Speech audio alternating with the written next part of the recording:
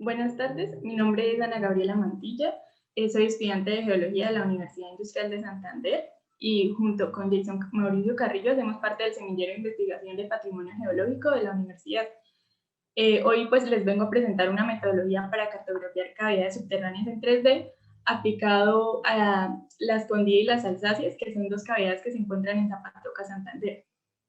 Entonces, bueno, para empezar, lo que les quiero mostrar es, bueno, primero un poco sobre la relación de los sensores remotos y la cartografía 3D, luego cuáles serían las diferencias de esta con la cartografía pues 2D y cómo se han venido llevando los trabajos en torno a esto pues en Santander.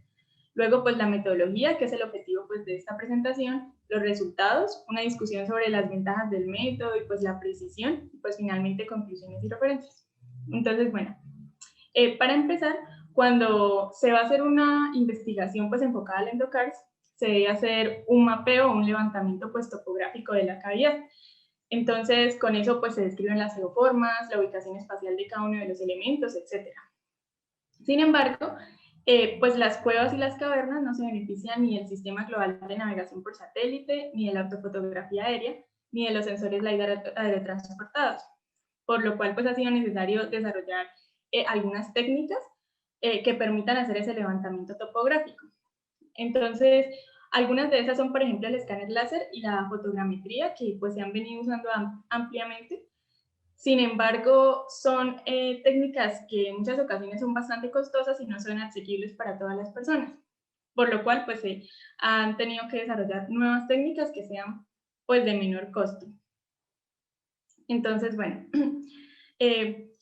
para empezar, un mapa 2D nos brinda a nosotros información sobre qué, sobre la longitud de una cavidad, sobre la forma que tiene, permite, digamos, hacer, poner algunos de los elementos que se encuentran a lo largo de toda la cavidad, etcétera. Pero un mapa 3D nos brinda una mayor visualización, ¿sí? Y además de que nos brinda una mejor visualización porque podemos relacionarlo con varios elementos del relieve, nos permite ponerlo en un SIG, ¿sí? En un sistema de información geográfica, donde se puede generar un mapa digital que además va a mostrar las coordenadas espaciales pues, de cada uno de los puntos, ¿sí? Entonces, pues va a permitir, digamos, desarrollar hipótesis en torno a conexiones entre cavernas, orientaciones preferenciales de cada una de ellas, las afectaciones que tienen por flujo de agua o la geomorfología endocárstica, cómo afecta la exocárstica. Y pues también pues favorece la planeación de futuras exploraciones que se den pues en torno a estos temas. En el caso de estudio que les estoy presentando, pues se han venido desarrollando en Santander algunos trabajos, digamos, de exploración subterránea, como por ejemplo estos dos que son de Helves, donde se muestra, por ejemplo, la cueva de Oro del Peñón, está esta otra cueva, que es la del Borboso, está ubicada en Lebrija, que se llama pues La Escondida. Son algunos pues de los ejemplos de los paleológicos que se han llevado pues específicamente en Santander. En el caso de estudio, nosotros cogimos, bueno, la caverna de las Alsacias y la cueva La Escondida, que están ubicadas en Zapatoca, Santander. Hacen parte pues del miembro Zapatoca, que fue definido por Etayo y Guzmán. En la formación pues Rosa Blanca, estructuralmente se encuentran sobre el sinclinal de Zapatoca y pues hacen parte de las fallas inversas del Suárez. Ahora, bueno, la metodología que usamos para la cartografía 3D se dividió pues en 4 fases. La primera fue una revisión bibliográfica donde nosotros pues tuvimos en cuenta alrededor del mundo qué técnicas de cartografía 3D pues se estaban llevando a cabo. Luego una salida de campo donde usamos elementos de bajo costo como son la brújula, el distanciómetro, un clinómetro. Tomamos estas medidas en cada estación. Hicimos una tercera fase de procesamiento de datos donde usamos el software Visual Topo y finalmente donde usamos el software ArcMap. Entonces, bueno, en la salida de campo nosotros, ¿qué fue lo que hicimos? Empezamos a tomar datos de distancia, azimut, de rumbo, inclinación y pues las distancias que habían tanto a la izquierda como a la derecha, así como el alto y la distancia hasta el suelo en la estación, ¿no? Entonces, bueno, esta salida a campo se basó pues, en el método de las poligonales, entonces usamos una brújula para calcular los valores de rumbo, de azimut, usamos un clinómetro para calcular la inclinación de cada visual proyectada de una estación a la siguiente. Usamos un distanciómetro para medir las distancias pues, a izquierda, derecha, arriba y abajo, de un plano que fuera perpendicular a las proyecciones. Entonces, siempre tomábamos como punto de referencia, en este caso, pues el ombligo. Estas herramientas pueden ser también, digamos, reemplazadas por aplicaciones móviles como lo son File Mobile Clino. Luego, en la tercera fase, hicimos el procesamiento de datos. Entonces, para esto usamos Visual Topo, que es este software, pero para usarlo, nosotros debíamos poner las coordenadas de la entrada de cada cavidad, y para eso debíamos tener en cuenta, pues, el sistema de referencias que se iba a usar.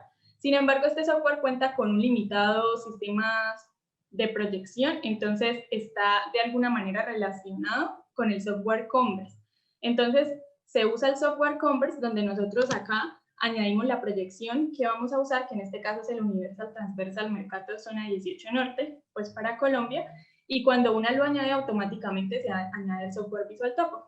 Entonces, acá lo que se empieza a hacer es añadir los datos que se tomaron en campo, calculamos los datos con una opción que hay acá en Cueva, se visualizan y luego se exportan en un formato shapefile. Entonces, ¿cómo se pueden visualizar los datos? En primer lugar, una vista en planta, donde se muestran el número de las estaciones. Para la caverna Las Alsáceas fueron 34, para la Cueva La Escondida fueron 30 estaciones. También nos permite ver un alzado proyectado y un alzado desarrollado, permite ponerle este cubo, y pues también permite una animación 3D, donde se puede rotar la imagen y jugar como con la posición de las cavernas. Y pues asimismo se puede ver a escala cuál es la distancia entre ellas y las diferencias en su tamaño. Luego la cuarta fase consistió en una visualización de los datos en 3D.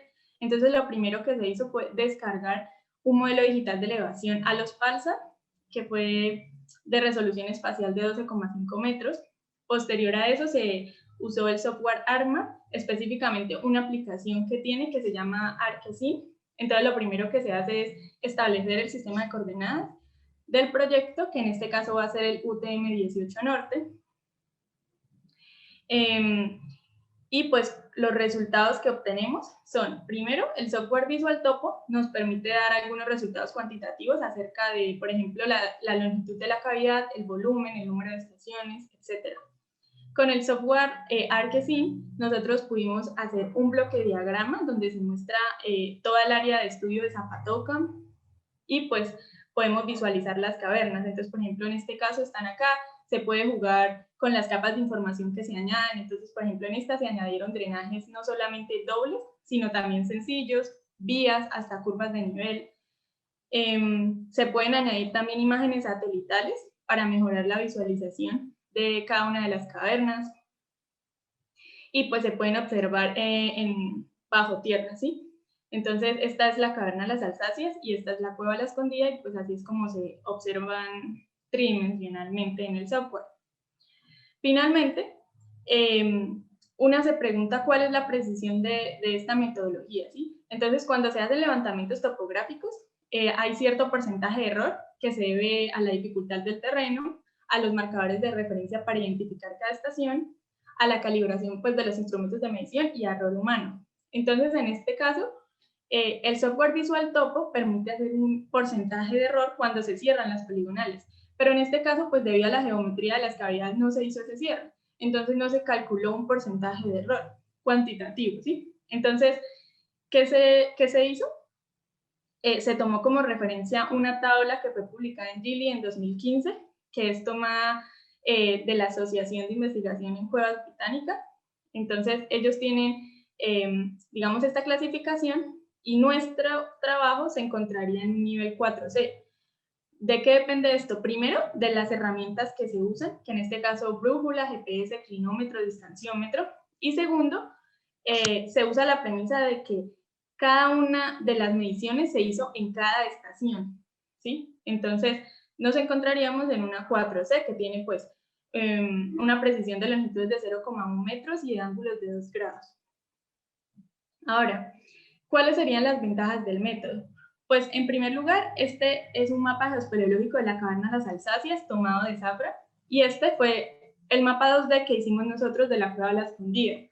Entonces, la diferencia es en cómo se pasa de esta vista a pasar a esta animación, donde, digamos, no solamente se puede ver la longitud de la cueva, sino, por ejemplo, cuánto baja la cueva con respecto al nivel del suelo, qué tan ancha es, se puede ver la inclinación, la profundidad a la que llega, cuánto volumen de roca tiene pues por encima, etcétera. ¿Sí? Entonces, se basa sobre todo en la mejora de la visualización, y con eso pues se pueden hacer muchísimos más estudios detallados y pues entender mejor la geología del terreno.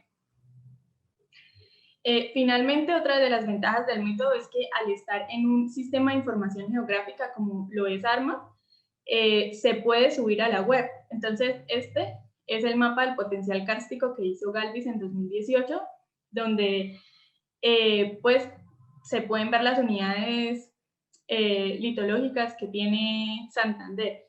Entonces, como se puede ver, tiene muchas unidades kársticas, ¿sí? Entonces, una que podría hacer, subir todos los archivos shapefile de la cavidad subterránea a este mapa, y se va a ver tridimensionalmente, y además puede ser pues consultado por cualquier usuario en la web, ¿sí? De manera gratuita.